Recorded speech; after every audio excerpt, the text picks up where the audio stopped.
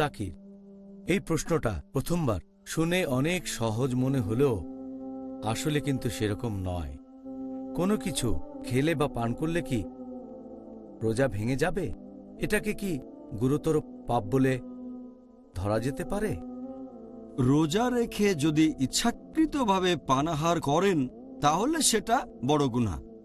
রোজা রেখে কেউ ইচ্ছাকৃতভাবে খাওয়া দাওয়া করলে সেটা একটা বড় গুনাহ।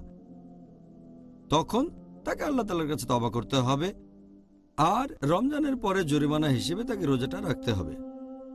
যদি এই খাবারটা মুখ দিয়ে নেওয়া হয় তাহলে রোজা ভেঙে যাবে, অথবা যদি নাক দিয়ে কোনো লিকুইড ভেতরে যায় তাহলেও রোজাটা তার ভেঙে যাবে। নবী সাল্লাল্লাহু আলাইহি ওয়াসাল্লামের একটা হাদিসে কথা বলছে, এটার উল্লেখ আছে সুনান আবু দাউদ খণ্ড নম্বর 2 বুক অব ফাস্টিং হাদিস নাম্বার 2360। আমাদের নবী বলেছেন যে তোমরা যখন ওযু করবে তখন নাকের ভেতরে বেশি পরিমাণে পানি নেবে, শুধু রোজার সময়টা বাদে।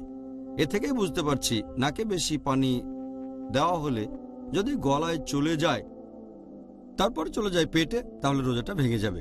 তাহলে নাক দিয়ে কোনো লিকুইড ভেতরে ঢুকলে সেটা পেটে চলে যাবে গলার ভেতর দিয়ে, এরকম হলেও রোজা ভেঙে যাবে। তবে কেউ যদি অনিচ্ছাকৃতভাবে পানাহার করে, ভুলে খাওয়া দাওয়া করে, তার রোজা ভাঙবে না। আর রমজান মাসের প্রথম দিকে এই ভুলটা অনেকেই করে ফেলে। লোকজন অনেক সময় ভুল করে পানি খেয়ে ফেলে, আবার খাবারও খেয়ে ফেলে। তাহলে প্রথম কয়েকটা দিন লোকজনের এরকম হতে পারে যে মনের ভুলে খাবার খেয়ে ফেললো অথবা হয়তো পানিও খেয়ে ফেললো। এখন কেউ অনিচ্ছাকৃতভাবে অথবা ধরুন ভুলে গিয়ে যদি কিছু খায় বা পান করে তার রোজা ভাঙবে না। আমাদের নবীর একটা সহিহ হাদিসও এই কথা বলছে, এটার উল্লেখ করা হয়েছে সহিহ বুখারীতে খণ্ড নম্বর 3 বুক অব ফাস্টিং হাদিস নম্বর 1933। আমাদের প্রিয় নবী বলেছেন যে যদি কোনো লোক অনিচ্ছাকৃতভাবে পানাহার করে সে রোজাটা সম্পূর্ণ করবে। সে যা খেয়েছে বা পান করেছে সেটা আল্লাহ তাআলার তরফ থেকে। আমাদের নবী মুহাম্মদ সাল্লাল্লাহু আলাইহি ওয়াসাল্লাম আরও বলেছেন, এটার উল্লেখ আছে ইবনে মাজা খণ্ড নম্বর 3 হাদিস নাম্বার 2043, এছাড়াও 2045।